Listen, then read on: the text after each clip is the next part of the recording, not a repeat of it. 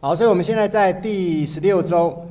那么一甲的这个部分，我们要说明的是如何在你的 Fossil 上面的这个仓储啊，因为我们一直在近端运作，也在区网上面运作，然后我们这个就是我的 Fossil 仓储上面的投影片，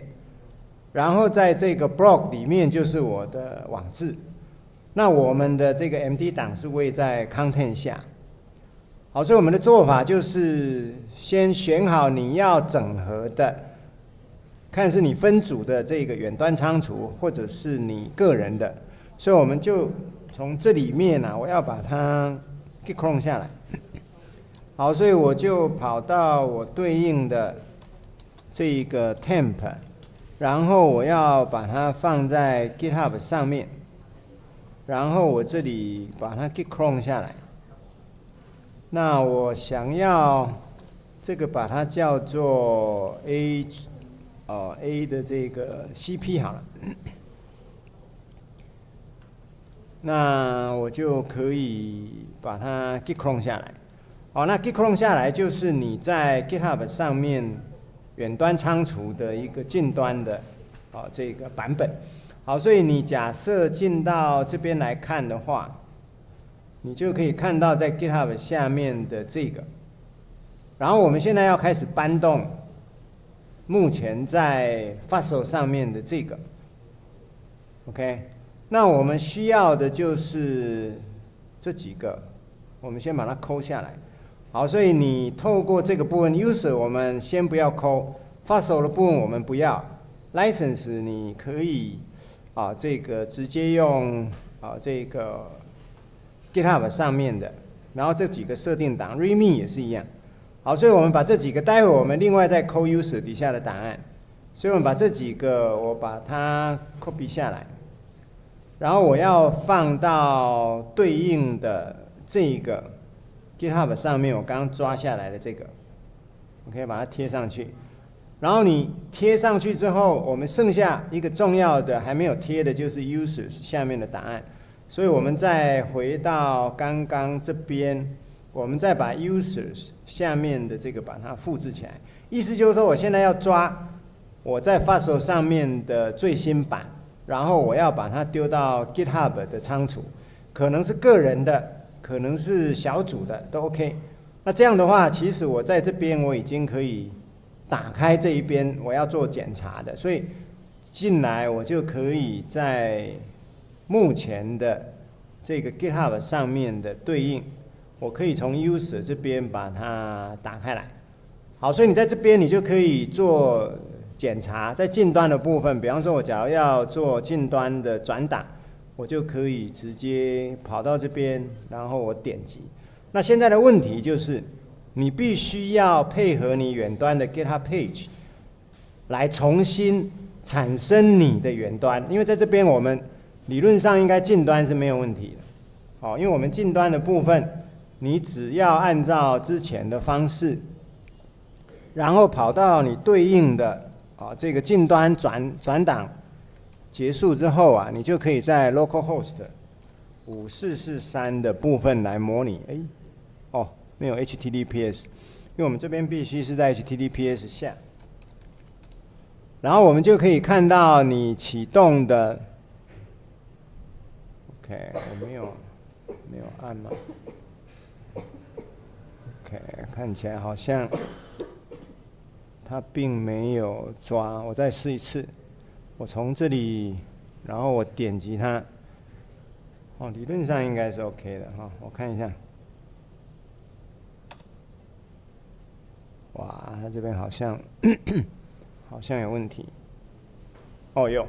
好，那这个的部分就是我们现在利用这个抠档过去的，把2017的部分我们放到这个 GitHub 上。可是我们远端的部分，你必须要决定说，我到底是要放在哪里？比方说我们刚刚是从这里面把它 clone 下来的，应该是在这里。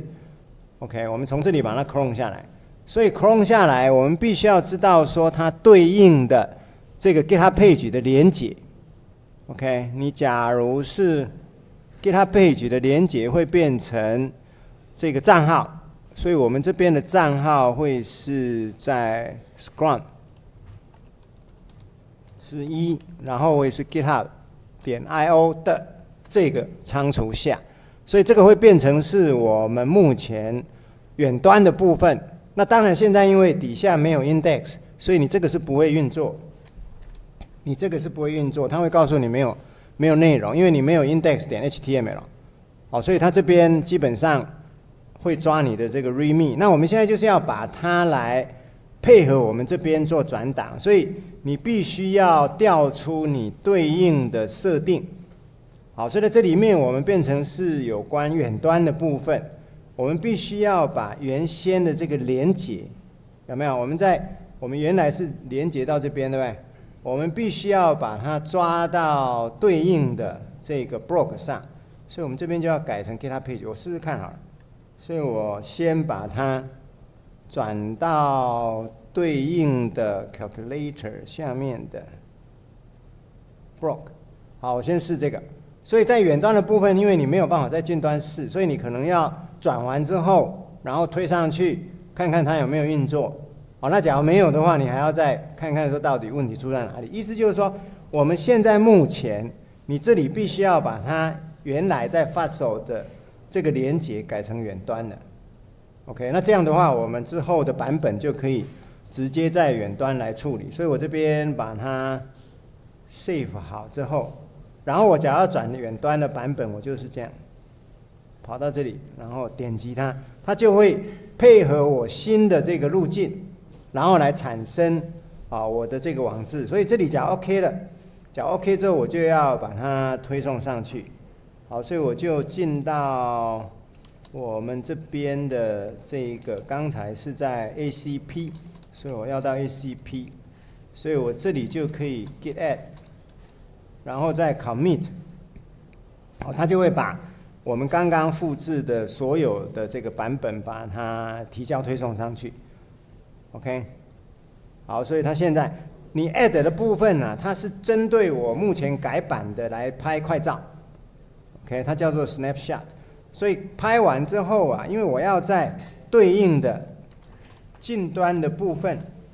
来给它做注记，所以它这个 commit 这个提交其实都在近端操作。所以我这里我是 add 了一个，那么我说我的2017 4的这个发售 SCM 的 files，OK， 好，然后我